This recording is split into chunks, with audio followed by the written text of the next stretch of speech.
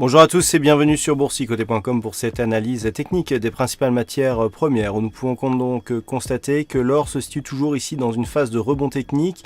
On avait ici une zone à surveiller aux alentours des 1283,50. Et bien c'est ce point haut qui est venu chercher l'or aujourd'hui avec ce mouvement haussier donc qui n'a pas tenu. On revient vers les moyennes mobiles exponentielles qui agissent comme support. Donc on valide ici la possible poursuite d'un mouvement haussier et si on venait à casser ici de manière plus pérenne cette zone des 1283,50 $ l'once, eh bien on peut avoir un signal de retournement qui pourrait se mettre en place et qui pourrait donc valider un possible retour ici vers la résistance des 1300 $ l'once. Toutefois, attention, nous avons des divergences baissières, notamment sur le stochastique par rapport ici à la poursuite de ce mouvement haussier. C'était moins visible ici sur le RSI. Le MACD est assez hésitant, mais plutôt ici dans un suivi de dynamique haussière.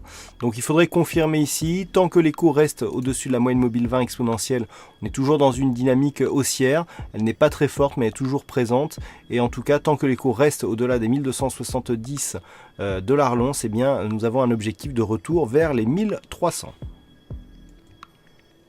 Et puis sur le WTI, j'insistais hier sur le test des 54,80 suivi d'un retour ici sur cette moyenne mobile 20 exponentielle.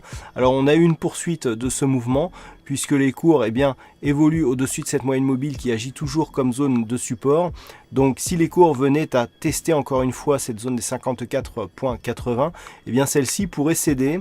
Nous aurions dans ce cas un signal assez important que l'on peut voir sur l'unité de temps daily, puisque cette résistance ici était donnée par une évolution qui avait duré quelques mois au début de cette année 2017. Donc en cas de rupture ici de ce niveau, on sortirait ici de ce range entre ce support des 43,20 $ le baril et cette résistance des 54,80 qui définissait donc une dynamique moyen terme plutôt neutre, et donc on pourrait repasser à la hausse sur une éventuelle rupture de cette résistance. Donc il faudra surveiller cette éventuelle cassure, et quoi qu'il en soit, la dynamique reste haussière.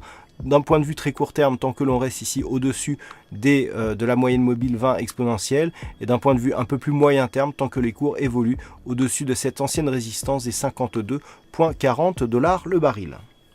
Voilà donc ce que nous pouvons dire sur cette analyse technique des principales matières premières. Passez une bonne soirée, de bons trades, et on se retrouve dès demain pour le Trading Live et d'autres analyses techniques toujours sur le site boursicoté.com.